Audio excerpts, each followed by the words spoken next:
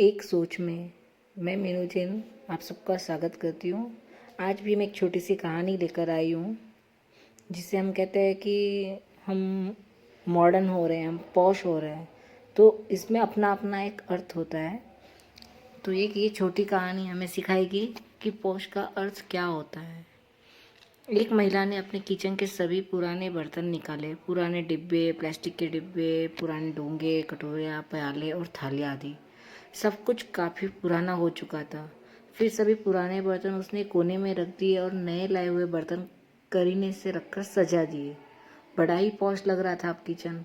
फिर भी वो सोचने लगी कि अब ये जूना पुराना सामान भंगार वाले को दे दिया जाए। समझो हो गया काम, क्योंकि ये सब जब पुराना कचरा अगर निकल जाएगा, घर में सब नई नई चीज़ें सजेगी तो घर और पॉश दिखेगा। इतने में उस महिला की काम वाली आ गई। दुपट्टा खोज कर वो फर्श साफ करने ही वाली थी कि उसकी नज़र उस कोने में पड़े हुए बर्तनों पर गई। बोली, बाप रे, मैडम ने आज इतने सारे कपड़े घिसने को निकाले क्या? उसका वो टेंशन में आ गई कि उसे लगा कि ये सब जो बर्तन निकाले हुए हैं वो घिसने के लिए निकाले हुए हैं। फिर उस महिला ने बोला, नहीं नहीं, ये सब मैंने घिसने के लिए नहीं निकाले, ये तो मैं भंगार वाले को देने वाली हूँ। काम वाली ने जब ये सुना तो उसकी आंखें एक आशा से चमक उठी और फिर वो बोली, मैडम, अगर आपको एतराज़ ना हो तो ये पतीला मैं ले लूँ।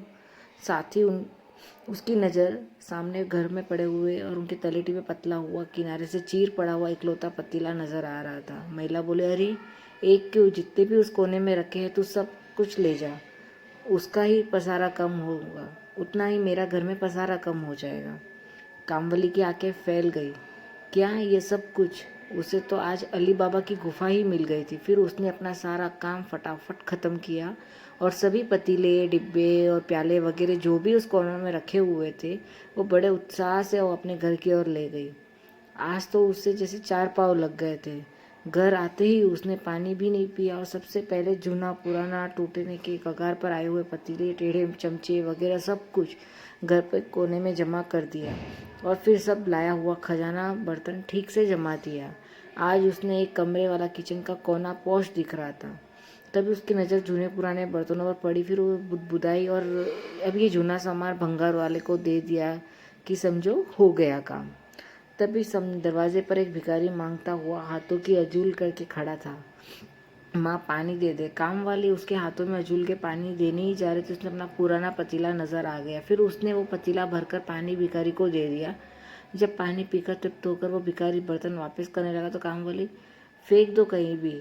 वो भिखारी बोला, तुम्हें नहीं चाहिए तो क्या मैं इसे रख लूँ मेरे पास? काम वाली बोली, रख लो, ये बाकी बचे हुए बर्तन भी ले जाओ। फिर उसने जो भी भंगार समझा वो उस भिखारी के झोले में डाल दिया। वो भिखारी भी बहुत खुश हो गया। पानी पीने का पतीला और किसी के खाने को कुछ दे दिया तो चावल, सब्जी और दाल आदि लेने के लिए अलग अलग छोटे बड़े बर्तन, और कभी मन हुआ तो चम्मच से खाए तो टेढ़े मेढ़े चम्मच भी मिल गए। आज उसकी फटी झोली पौष दिख रही थी। पौष का क्या अर्थ है? सुख किसने माने हैं? हर किसी की परिस्थिति पर अवलंबित होता है। हम हमेशा अपने से छोटे को देखकर खुश होना चाहिए कि हमारी स्थिति इससे तो अच्छी है, जबकि हमें हमेशा अपनों से ही बड़ों को देखकर दुखी होते हैं और यही हमारे दुख का सबसे बड़ा कारण होता है। हम अगर अब छोटी छोटी खुशियाँ बांट सके तो ऐसे ही बांट सकते हैं और पौष दिखा सकते हैं। धन्यवाद। यह कहानी आपको कैसी लगी आप ज़रूर बताइएगा।